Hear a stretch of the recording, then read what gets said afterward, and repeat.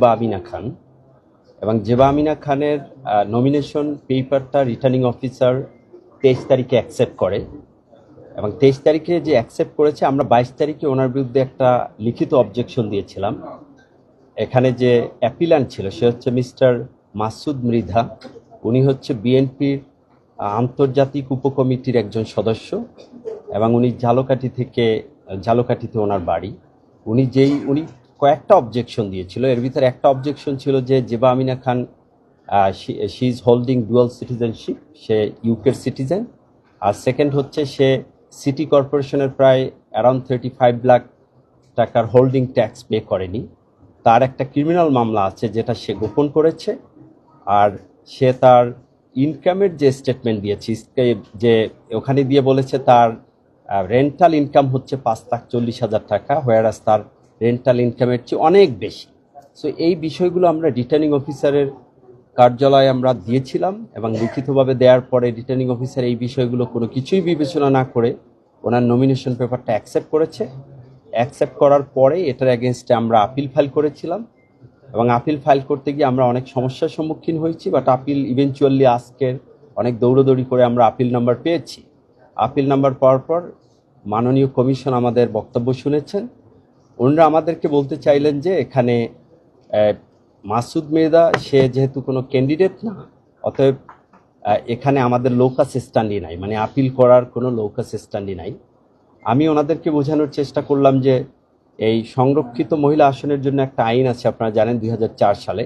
সেখানে ধারা 10-এ রিটার্নিং অফিসারকে ওয়াইড পাওয়ার দেওয়া আছে যে রিটার্নিং অফিসার স্বীয় উদ্যোগে অথবা কোনো অভিযোগের ভিত্তিতে বিবেচনা করে কোনো নমিনেশন পেপার সে অ্যাকসেপ্টও করতে পারবে, রিজেক্টও করতে পারবে। সো যেহেতু তার সামনে দেয়ার ওয়াজ অ্যান অ্যাপ্লিকেশনের ভিতরে অনেকগুলো অবজেকশন ছিল এবং all the supporting documents, returning officer যেহেতু সেটা বিবেচনা করে নাই, so that matter need to be taken before the commission by at least anybody. আর সংরক্ষিত মহিলা আসনের ক্ষেত্রে তো এইভাবে কোনো ক্যান্ডিডেট পাওয়া যাবে না। সো আমরা রেসপেক্টফুলি সাবমিট করলাম যে আমাদের লৌকাস স্ট্যান্ডি আছে, এখানে there has been great violation of law. অতএব আপনারা এই বিষয়গুলো দেখেন, এতগুলো অ্যানোমালিস। এবং ইন্টারেস্টিংলি আপনারা একটা জেনে খুবই বিস্মিত হবেন যে উনি 21 তারিখে নমিনেশন পেপার সাবমিট করেছে। ওই 21 তারিখে দেখা যায় যে ওই দিন উনি নাগরিকত্ব ত্যাগ করেছে, সেইটা লিখেছে যে নাগরিকত্ব কবে ত্যাগ করেছেন, 21 তারিখ, মানে যেদিন সে এফিডেভিটটা করেছে এবং নমিনেশন পেপার সাবমিট করেছে। তো উনি ব্রিটিশ সিটিজেন, নাগরিকত্ব কিভাবে ত্যাগ করবে? এটা ব্রিটিশের যে ন্যাশনালিটি অ্যাক্ট 1981 সালে, সেখানে বলা আছে যে এটা সাবমিট করার পর হোম অফিস এটাকে রেজিস্ট্রেশন করতে হবে।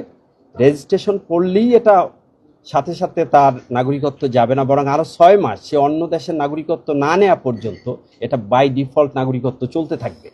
আর তার এমন কোনো ডকুমেন্ট সে সাবমিট করে না যে সে ডুয়াল সিটিজেন হয়েছে, ডুয়াল সিটিজেনশিপ সার্টিফিকেট ছিল।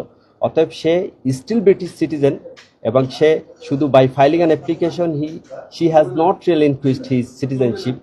তারপরে এই যে ব্রিটিশ সিটিজেন থেকেও যে সে ইলেকশনে এই যে নমিনেশন পেপারটা তার অ্যাকসেপ্ট হলো, এটা আইনের চরম ব্যত্যয় হয়েছে। আমরা এই বিষয়গুলো কমিশনকে বলেছি, বাট কমিশন অপারগতা প্রকাশ করলো যে এখানে আসলে তারা যেই ব্যক্তি অভিযোগ করেছে সেই অভিযোগের ভিত্তিতে তারা আসলে এই বিষয়টা বিবেচনা করতে পারবে না। তাহলে জেবা আমিনা খানের মনোনয়ন বৈধ?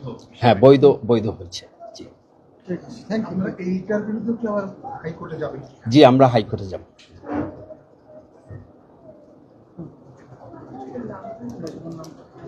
থাকবে এনি আদার কোয়েশ্চন? আমি barrister Harunur Rashid. Thank you.